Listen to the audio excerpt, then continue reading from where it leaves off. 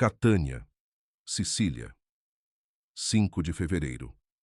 O sol bate forte sobre as pedras antigas, e o Monte Etna observa tudo, silencioso, como se soubesse o que está prestes a acontecer. Uma adolescente caminha pelas ruas estreitas, escoltada por soldados romanos. As mãos estão amarradas, o corpo está fraco, mas os olhos estão firmes. Não há lágrimas, não há pedido de piedade, não há desespero, só uma paz que deixa a multidão desconfortável, porque todo mundo ali entende uma coisa: ela não está caminhando para o fim, ela está caminhando para um testemunho, e o nome dela é Águeda. Agora, deixa eu te perguntar uma coisa, e responde aí dentro do seu coração. Você já teve que ser forte quando, por dentro, você só queria desabar? Você já teve que sorrir enquanto enfrentava uma dor que ninguém via? Então, fica comigo até o final, porque a história de Santa Águeda não é apenas uma lembrança antiga da Igreja. É uma mensagem viva para quem precisa de coragem hoje, especialmente para as mulheres, especialmente para quem enfrenta enfermidades, especialmente para quem está esperando um exame, um resultado, uma resposta. Hoje a Igreja celebra Santa Águeda, virgem e mártir, e ela se tornou, ao longo dos séculos, padroeira das mulheres com doenças mamárias, especialmente o câncer de mama. Mas, por quê? O que uma menina de 15 anos viveu para se tornar um símbolo tão forte de fé, coragem e intercessão? Vamos voltar no tempo. Águeda nasceu na Sicília, em uma família nobre. Casa grande, comida farta, roupas finas, servos, conforto, futuro garantido. O tipo de vida que muita gente olha e pensa: pronto, não falta nada. Mas faltava, porque desde cedo Águeda tinha algo raro. Ela não se encantava com o brilho do mundo. Ela era bonita, bonita de um jeito que chamava a atenção. Mas não era a beleza dela que impressionava quem convivia com ela. Era o olhar.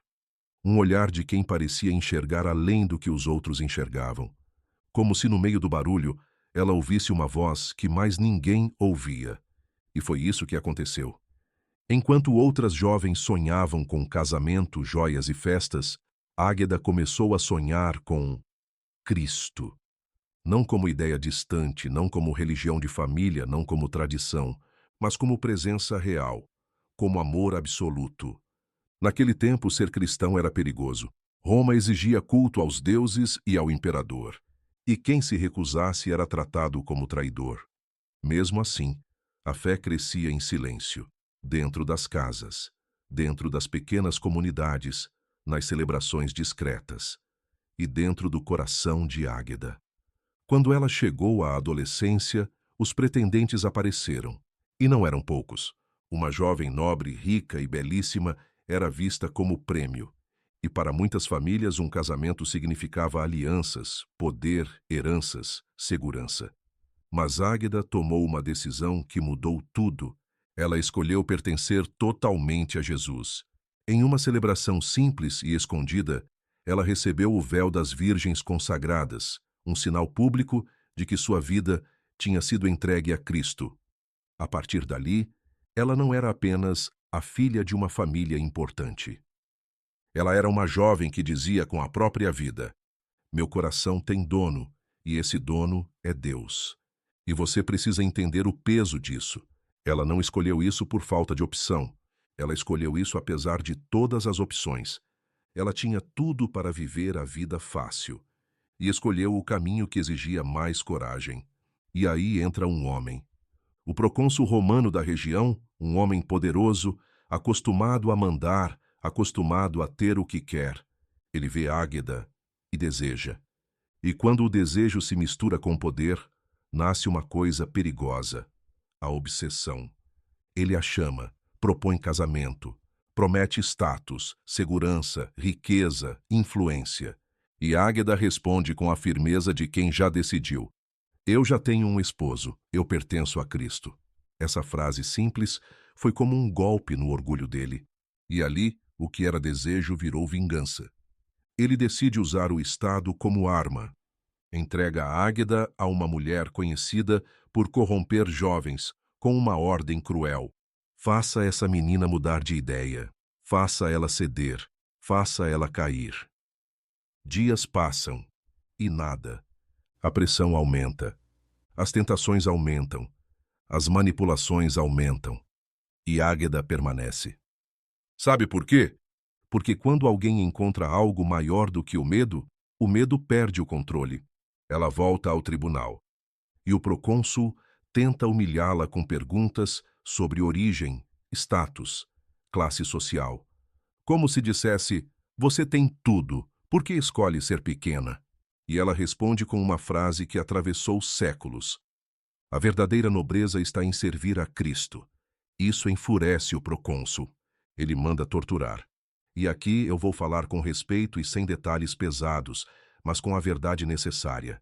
Águeda foi ferida de forma brutal. Seu corpo jovem foi marcado pela violência e pelo ódio. E é por isso que, mais tarde, o povo cristão passou a invocá-la especialmente por enfermidades ligadas ao corpo feminino, e de modo particular, às mamas. Ela não foi apenas uma santa distante, ela foi uma menina real que sofreu. Mas o que acontece em seguida é o que transforma essa história em algo que mexe com a alma.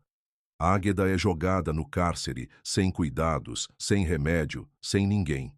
E ali, no lugar onde o mundo diz, acabou, Deus diz, agora eu entro. A tradição cristã conta que, durante a noite, Águeda recebe uma visita do céu. São Pedro, acompanhado por um anjo, e ela é curada. Quando amanhece, os guardas ficam sem entender. A menina que deveria estar vencida está de pé, serena, inteira, como se o céu tivesse assinado embaixo. Ela é minha. Alguns dizem, foge, é sua chance. E Águeda responde algo que revela a alma de uma mártir. Ela não queria abandonar a luta antes de receber a palma da vitória, símbolo do testemunho final. E então chegamos de volta ao início, 5 de fevereiro.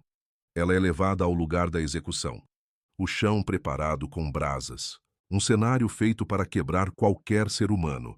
Só que, quando colocam Águeda ali, acontece algo inesperado. A terra treme. Um tremor leve, depois forte, depois violento. A cidade entra em pânico. As paredes racham, as pedras caem, as pessoas gritam. E no meio disso, a jovem permanece. Como se o mundo ao redor estivesse desmoronando, mas dentro dela existisse um lugar que não podia ser atingido. O procônsul, assustado, manda tirá-la dali e levá-la novamente ao cárcere. E ali, com a voz fraca, Águeda faz sua última oração. Ela entrega sua alma a Deus, não com revolta, não com ódio, mas com paz. E então, ela parte. Uma adolescente de 15 anos, que derrotou o império sem espada, sem exército, sem violência, apenas com fé. Mas a história dela não termina na morte. Porque o amor de Deus gosta de deixar sinais. A tradição conta que, um ano depois, o Monte Etna entra em erupção. E a lava ameaça engolir Catânia. O povo, desesperado, corre até as relíquias de Águeda e leva um véu em procissão, rezando, clamando, pedindo proteção. E a lava para. E esse relato se repetiu tantas vezes na devoção do povo que Santa Águeda passou a ser invocada não só contra doenças, mas também contra incêndios, terremotos, tragédias e perigos. Agora, aqui é a parte que eu quero trazer para a sua vida. Porque talvez você não esteja enfrentando um tribunal romano, mas você está enfrentando um tribunal dentro de você. Talvez o seu tribunal seja um consultório médico, um exame que você tem medo de abrir, uma mamografia, uma biópsia, um tratamento, uma espera angustiante. Talvez o seu tribunal seja dentro de casa, uma pressão para desistir, uma pessoa te puxando para baixo, uma situação te testando.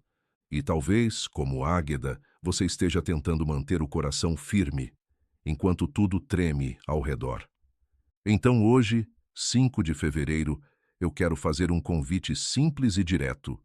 Se você precisa de coragem, diga no seu coração: Senhor, eu não quero negar a minha fé no dia da pressão.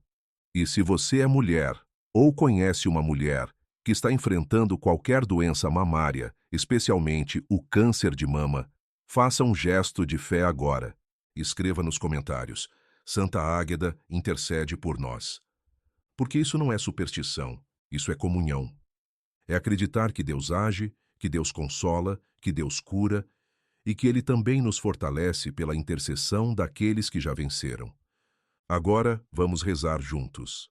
Senhor Jesus Cristo, hoje eu te agradeço pela vida de Santa Águeda, uma jovem que não vendeu a alma, não trocou a fé por conforto, não se dobrou diante do medo. Eu te peço, Senhor, dá-nos a coragem que vem do alto. Fortalece as mulheres que agora enfrentam doenças, tratamentos, exames, cirurgias, dores e incertezas. Toca com tua paz quem está aguardando um resultado. Sustenta quem está cansado. Acalma quem está com medo. E se for da tua vontade, Senhor, envia cura. Cura do corpo, cura da alma, cura do coração. Santa Águeda, tu que foste fiel até o fim, roga por nós. Roga pelas mulheres doentes. Roga pelas famílias que sofrem em silêncio. Roga por quem precisa de um milagre. Que o Senhor te abençoe e te guarde. Em nome do Pai, do Filho e do Espírito Santo. Amém. E antes de você ir, não deixa essa mensagem morrer aqui. Compartilhe com alguém que precisa de coragem hoje. Inscreva-se para caminhar conosco dia após dia. E comenta aqui embaixo: minha fé não será negociada. Fique na paz e que Santa Águeda interceda por você e pela sua casa. Se você confia na bênçãos de Santa Águeda em sua vida, escreva nos comentários: eu confio. Observação: a existência e o martírio de Santa Águeda são amplamente reconhecidos na tradição cristã. Alguns detalhes narrativos específicos vêm de fontes devocionais antigas e da tradição hagiográfica.